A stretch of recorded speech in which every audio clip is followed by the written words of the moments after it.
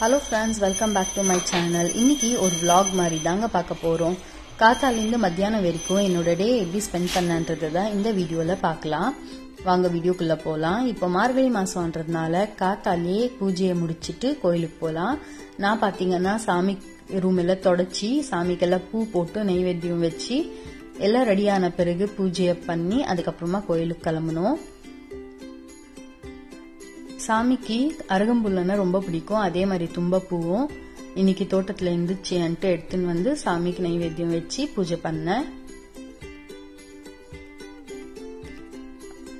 வீட்டுல பூஜை முடிச்ச பிறகு கோயிலுக்கு போனோம். அங்க ஃபர்ஸ்ட் விளக்கு ஏத்திட்டு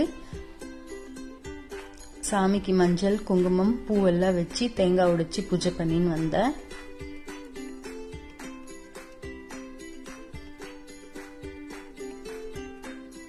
நம்மள மாதிரி நிறைய பேர் வந்தாங்க, விளக்கேற்றி பூஜை பண்ணியிருந்தாங்க. நான் போற வேலைக்கு 5:45 ஆயிடுச்சு.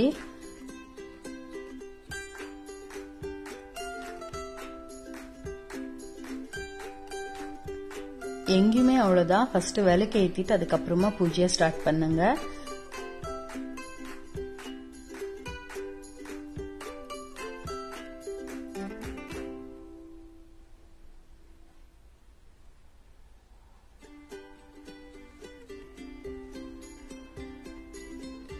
மஞ்சள் குங்குமம் வச்ச பிறகு சாமிக்கு பூ வச்சுக்கலாம். பூஜை வச்சு நான் கற்பூரம் உட்பத்தி எல்லாம் காட்டிட்டு பூஜை பண்ணின்னு வந்தேன்.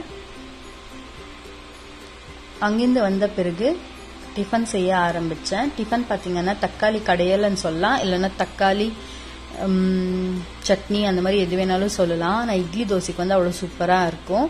அதை செய்யறதுக்கு நான் குக்கர்ல 1 டேபிள் ஸ்பூன் எண்ணெய் சேர்த்துக்கிறேன். எண்ணெய் நல்லா சூடான பிறகு 3 காஞ்சி மிளகா 2 பச்சை மிளகா சேர்த்துக்கலாம். உங்க காரத்துக்கு தகுந்த மாதிரி நீங்க மிளகாவை அட்ஜஸ்ட் பண்ணிக்கலாம். தக்காளி வதங்கின பிறகு 5லேருந்து 6 பல் பூண்டு சேர்த்துக்கலாம். 1 வெங்காயம் நீல வாக்குல அரைஞ்சு வச்சிருக்கிறது. ஒரு 2 நிமிஷம் நல்லா வதக்கிக்கோங்க. இந்த அளவுக்கு வெங்காயம் வதங்கின பிறகு நம்ம தக்காளி சேர்த்துக்கலாம். நான் 4 தக்காளியை அரிஞ்சு வச்சிருக்கேன்.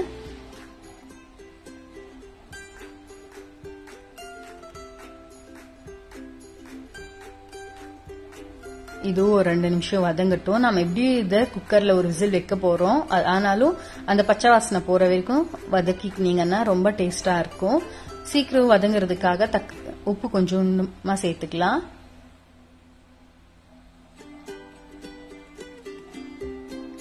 மஞ்சள் 1/4 டீஸ்பூன். ஒரு 2 நிமிஷம் அப்படியே வதக்குங்க. இப்ப பாருங்க தக்காளியோட தோல் சுருங்கிட்டு இருக்கு. இந்த ஸ்டேஜ்ல நல்ல ஒரு சின்ன டம்ளர்ல 1 டம்ளர் தண்ணி சேர்த்துக்கலாம். தண்ணி சேர்த்த பிறகு நாட்டு கொத்தமல்லியா இருந்தா நல்லா ஒரு கையளவுக்கு கொத்தமல்லி சேர்த்துக்கோங்க, ரொம்ப வாசனையா இருக்கும்.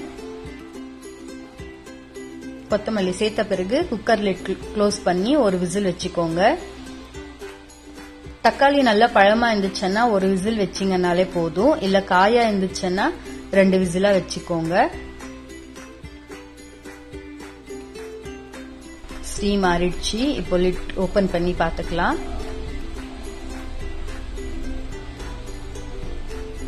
நீங்க இத கரண்டி வச்சு மெசிஞ்சிக்கலாம், இல்லன்னா இந்த மாதிரி மத்து கடையிறது இருந்துச்சுன்னா அதை வச்சு கூட மெசிஞ்சிக்கலாம்.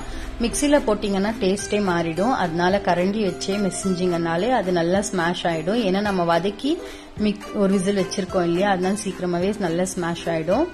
அதை தாளிக்கிறதுக்கு கடாயில எண்ணெய் சேர்த்திருக்கேன். கடுகு சேர்த்துக்கலாம்.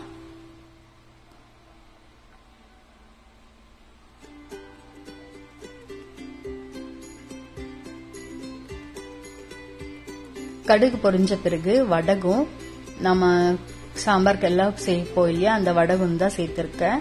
இதை எப்படி செய்யறதுன்ட்டு ஒரு நாளைக்கு நான் ரெசிபி ஆட் பண்றேன். அதோட பெருங்காயம் கருவேப்பிலை சேர்த்துக்கலாம். இதெல்லாம் சேர்த்து வதங்கின பிறகு இதை எடுத்து நம்ம கடைஞ்சு வச்சிருக்கிற தக்காளியில சேர்த்துக்கலாம். இந்த ரெசிபியை கண்டிப்பா ட்ரை பண்ணி பாருங்க. இட்லி தோசைக்கு வந்து அவ்வளவு சூப்பரா இருக்கும். நம்ம தாளிச்சதை வந்து தக்காளி கடைஞ்சல்ல சேர்த்துக்கலாம். இது ஒரு கொதி வந்தா போதும். ஏன்னா ஏற்கனவே நம்ம நல்லா வதக்கி இருக்கிறதுனால ஒரே கொதி வந்தாலே போதும்.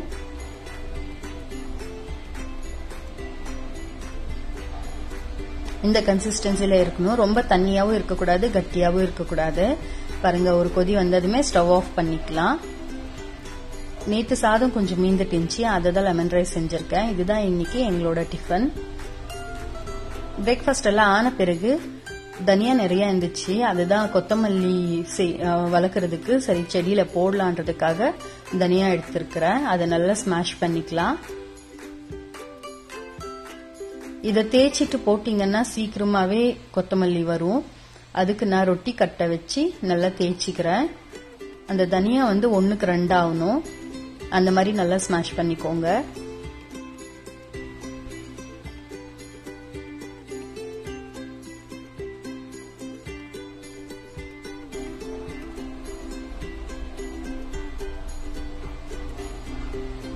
நான் இன்னைக்கு இந்த உரம் தான் சேர்த்துக்கிறேன். நான் நல்ல சிவப்பு மண் எடுத்திருக்கேன். அதோட நான் காட்டின உரத்தை கொஞ்சம் சேர்த்து நல்ல மண்ணில் மிக்ஸ் பண்ணிக்கலாம்.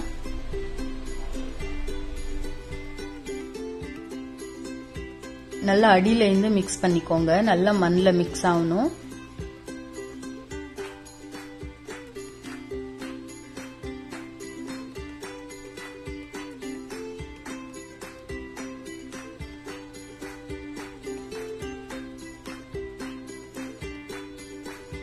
நல்லா மிக்ஸ் பண்ண பிறகு நம்ம தேய்ச்சி வச்சிருக்கிற தனியாவை மேல தூவிக்கலாம்.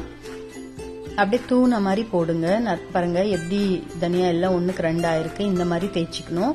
நம்ம தேய்ச்சி வச்சதை நல்லா சுத்தி அப்படியே தூண மாதிரி சேர்த்துக்கோங்க.